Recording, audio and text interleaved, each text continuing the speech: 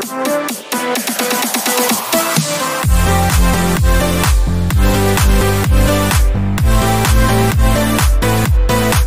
back sa ating channel mga kaibigan, at bakbaka na po mga kapatid. Naoya Inoue versus Kim mga kaibigan.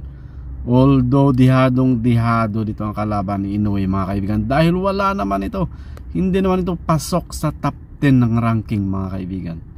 At ayon sa kanyang kalaban, ayon kay Kim, tao lang din po si Inoue at pwedeng matalo. Well mga kaibigan, panoorin natin mamaya ang laban between these two fighter mga kaibigan. At syempre, ayon sa mga fans na mga Pilipino, lalo na sa fans ni Cuadro Alas, nakakawala ng gana daw mga kaibigan, dahil alam na dis naman matatalo lang din itong kalaban. So gusto pa rin ng mga fans ni Cuadro Alas na makita ang laban ng Casimero versus Inoue mga kaibigan. Well, abang-abangan na lang natin.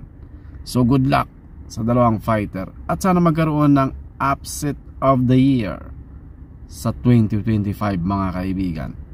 So good luck both fighters, and syempre we are hoping for the best fight. Thank you so much for watching, and see you on our next video. Bye bye.